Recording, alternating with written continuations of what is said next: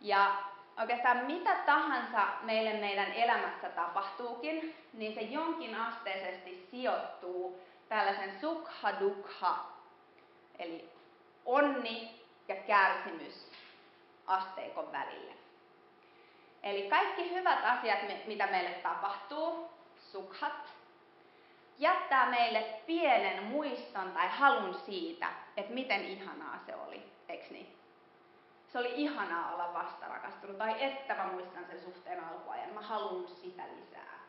Niinpä mä petän kumppaniani tai otan eron ja lähden seuraavan mukaan. Löytääkseni itseni taas 5 vuoden kuluttua samassa tilanteessa. Mutta ei se mitä, mä voin taas jättää tämän kärsimyksen taakse ja taas etsiä uuden onnen, kunnes se muuttuu taas kärsimykseksi ja taas mä jatkan eteenpäin.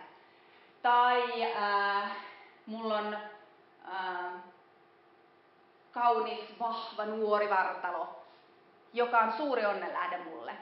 Mutta 10 tai 15 vuoden kuluttua se sama vartalo on mulle tuskan ja säryn ja kivun lähde. Tai se täydellinen illallinen, missä sulla on superhyvää pastaa ja ihana lasi punaviinia. Siinäkin on se pieni tuskallinen tietoisuus siitä, että tämä jatkuu ikuisesti, tämä loppuu kohta. Mä otan sen viimeisen haarukallisen, niin sitten se on ohi. Ja mitä ihminen tekee sen jälkeen, kun se on kokenut jotain onnellista ja suurta, se alkaa haluta samaa lisää. Halu on taas yhtenevä kärsimyksen siemenen kanssa tässä filosofiassa. Eli mä alan haluta takaisin sitä, mitä mulla joskus oli. Mulla oli se ihana leiri, mulla oli se ihana koulutus, mulla oli ne ihanat tyypit siellä. Mä haluan luoda sen tismalleen sen saman jutun. Mä kutsun ne samat tyypit ja sit se mikään ei tapahdukaan tismalleen samalla tavalla ja mä oon kauhean pettynyt. Tai meillä on mahtava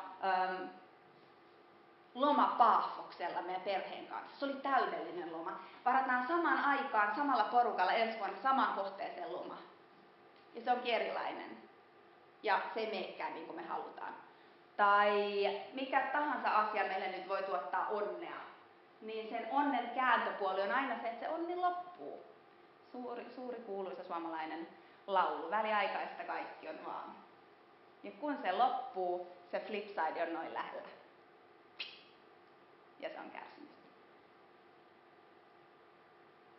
Eli se, että on onnea, tarkoittaa sitä, että on halua useimmiten, jos ei puutu siihen haluun, on halua luoda onni uudelleen. Ja se on se kaksiteräinen miekka, että me halutaan luoda onni uudelleen. Ja se halu syntyy tietämättömyydestä. Eli ensimmäinen jalo totuus. Kaikessa on kärsimystä. Toinen jalo totuus. Kärsimyksen syy on halu ja takertuminen.